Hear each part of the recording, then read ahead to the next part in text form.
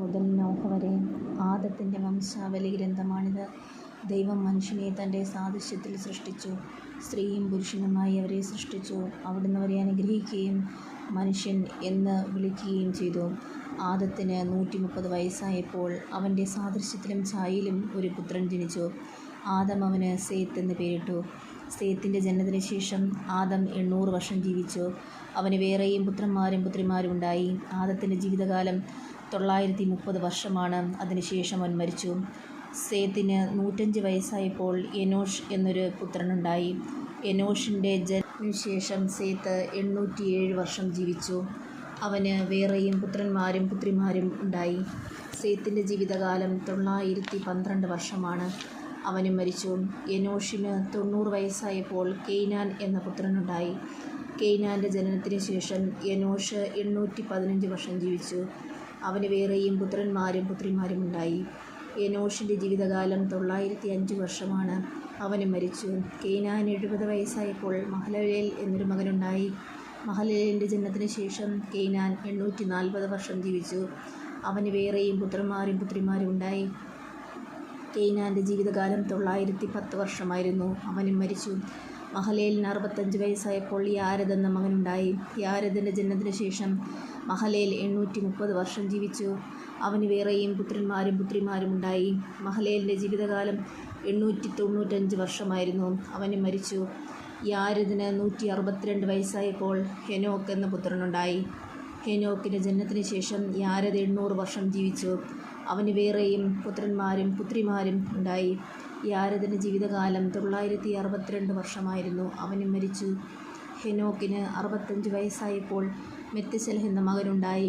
മെത്തുശലഹിൻ്റെ ജനനത്തിന് ശേഷം ഹെനോക്ക് 300 വർഷം കൂടി ദൈവത്തിന് പ്രിയപ്പെട്ടവനായി ജീവിച്ചു. അവന് വേറെയും പുത്രന്മാരും പുത്രിമാരും ഉണ്ടായി. ഹെനോക്കിൻ്റെ ജീവിതകാലം 365 വർഷമായിരുന്നു. ഹെനോക്ക് ദൈവത്തിന് പ്രിയങ്കരനായി ജീവിച്ചു. പിന്നെ അവനെ കണ്ടിട്ടില്ല. ദൈവം അവനെ എടുത്തു. 187 വയസ്സായപ്പോൾ മെത്തുശലഹ് യാമക്കിൻ്റെ പിതാവായി. ലാമക്കിൻ്റെ ജനനത്തിന് ശേഷം മെത്തുശലഹ് 782 വർഷം ജീവിച്ചു. അവന് വേറെയും പുത്രന്മാരും പുത്രിമാരും ഉണ്ടായി. മെത്തുശലഹിൻ്റെ ജീവിതകാലം 969 വർഷമായിരുന്നു. അവനും മരിച്ചു. ലാമക്കിന് 182 വയസ്സായപ്പോൾ ഒരു പുത്രനുണ്ടായി. കർത്താവ് ശപിച്ച ഈ ഭൂമിയിലെ ക്ലേശകരമായ അധ്വാനത്തിൽ അവൻ നമുക്ക് ആശ്വാസം നേടിത്തരുമെന്ന് പറഞ്ഞ് അവനെ നോഹ എന്ന് വിളിച്ചു. നോഹയുടെ ജനനത്തിന് ശേഷം ലാമക്ക് 595 വർഷം ജീവിച്ചു. അവന് വേറെയും പുത്രന്മാരും പുത്രിമാരും ഉണ്ടായി. ലാമക്കിൻ്റെ ജീവിതകാലം 777 വർഷമായിരുന്നു. അവനും മരിച്ചു. നോഹയ്ക്ക് 500 വയസ്സായതിനു ശേഷം ഷേം, ഹാം, യാഫത്ത് എന്നീ പുത്രന്മാരുണ്ടായി. തിന്മ വർദ്ധിക്കുന്നു.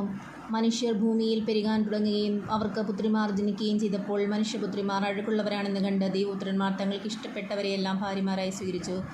അപ്പോൾ ദൈവമായ കർത്താവ് പറഞ്ഞു, എൻ്റെ ചൈതന്യം മനുഷ്യനിൽ എന്നേക്കും നിലനിൽക്കുകയില്ല.